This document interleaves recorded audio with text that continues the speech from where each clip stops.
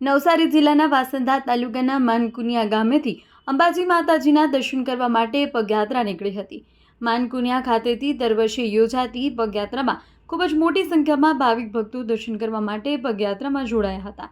લક્ષ્યભાઈ બોયાના જણાવ્યા મુજબ લગાતાર 9 વર્ષથી અંબાજી માતાના દર્શન કરવા જઈએ છીએ અને હાલ 10 વર્ષમાં ફરી નીકળ્યા છીએ। લગભગ 15 દિવસમાં અમે અંબાજી પહોંચી જશું। વાત કરી હતી। ખાસ કરી ભાદરવી પૂનમે વિશેષ કરી શ્રદ્ધાળુઓ માતાજીના દર્શન કરવા આવતા હોય છે। મારું નામ જયંતિભાઈ રમણભાઈ બિરાડી, હું માનકુનિયા ગામનો વતની છું અને જે અમારા ગામથી અંબાજી મંદિર સુધી પદયાત્રા જાય છે એ મારા ગામના ભક્તો જેઓ છેલ્લા 9 વર્ષથી પદયાત્રા જાય છે અને આ 10મું વર્ષ છે અને આ 10મું વર્ષ પણ આ લોકોને ખૂબ જ સફળ નીવડે એના માટે અમે મા અંબા માતાને પ્રાર્થના કરીએ છીએ અને અમારા ભક્તો જે છે પદયાત્રી છે એ લોકો અમારા ગામના માટે સુખ શાંતિ માટે પદયાત્રા એક ગણાય તો તપ એમ કહેવાય કે 15 દિવસ ચાલવાનું ખૂબ જ અઘરું હોય। જે એક જોવા જાય તો વરસાદ હોય, તાપ હોય અને એ સમયે એક પદયાત્રા કરવી એ ખૂબ જ મુશ્કેલ છે, છતાં પણ આ લોકો 9 વર્ષ પાર પાડ્યા છે અને આ 9 વર્ષમાં ખૂબ વિઘ્ન આવ્યા છે, છતાં પણ એ લોકો દર્શન કરે છે અને દર્શન કરીને અભાવથી એ લોકોના મનોકામના પૂરી કરે છે। તેમજ એ અમારા પદયાત્રીઓ જે પદયાત્રી છે એ અમારા ગામ માટે ખૂબ જ પ્રાર્થના કરે છે। એટલે અમે બધા ગામ વતી, ગ્રામ પંચાયત વતી અને મારા ફળિયા વતી હું માતાજીને પ્રાર્થના કરું છું કે એ લોકોની પદયાત્રાની શુભારંભ ખૂબ સરસ રહી અને અમે બધા ગામ વતીને શુભેચ્છા પાઠવીએ છીએ। તારી દીપકભાઈ રમણભાઈ ગામ માનકુનિયા।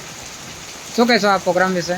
આ પ્રોગ્રામ વિશે મારે એ કહેવું છે કે છેલ્લા 9 વર્ષથી અમારા ગામમાંથી જે પદયાત્રા નીકળે છે મા અંબાજીના દર્શન કરવા માટે કે માનકુનિયાથી શરૂઆત થઈને ઠેઠ અંબાજી મંદિર સુધી એ લોકો પગપાળા યાત્રા કરે છે।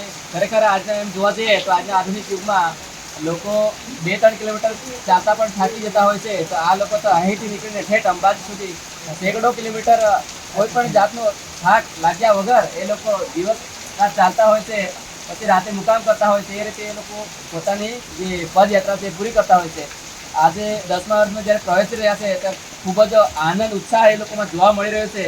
તો માતાજીને એ જ પ્રાર્થના, એ જ ઉત્સાહ ઉમંગ એ લોકોમાં જળવાઈ રહે અને એ લોકોની જે પદયાત્રા છે એ સારી રીતે પૂર્ણ થાય અને ગામ લોકોને પણ એ લોકોનો સાથ સહકાર છે અને એ લોકો જે પણ પ્રાર્થના કરે ગામ માટે, એમના માટે એ સફળ નીવડે એ જ આશા અપેક્ષા સાથે અમારી એમને શુભકામના છે।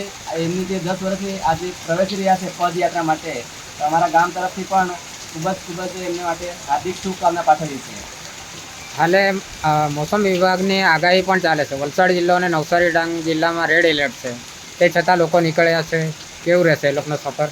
એમ જોવા જોઈએ તો ગયા વર્ષે પણ જ્યારે અહીંથી નીકળ્યા હતા ત્યારે તો મોસમ આખું સૂકું હતું, કોરોકટ હતો, તડકો લાગતો હતો, પણ જેવા એ લોકો ભરૂચ બાજુ એન્ટર થયા કે ધોધમાર રેલમસેલ વરસાદ ચાલુ થઈ ગયો હતો, તેમ છતાં પણ ગયા વર્ષે આ લોકો આટલી મોટી વરસાદ આવતો હતો એ મહા મુસીબત પણ પાર કરીને સારી રીતે અંબાજી સુધી એ લોકો યાત્રા પૂર્ણ કરી હતી। તો અમને આશા છે કે આ વર્ષે પણ ગયા વર્ષની જેમ ભલે વરસાદ પડશે કે ગમે તે થશે પણ આ લોકો પોતાની યાત્રા પૂર્ણ કરશે।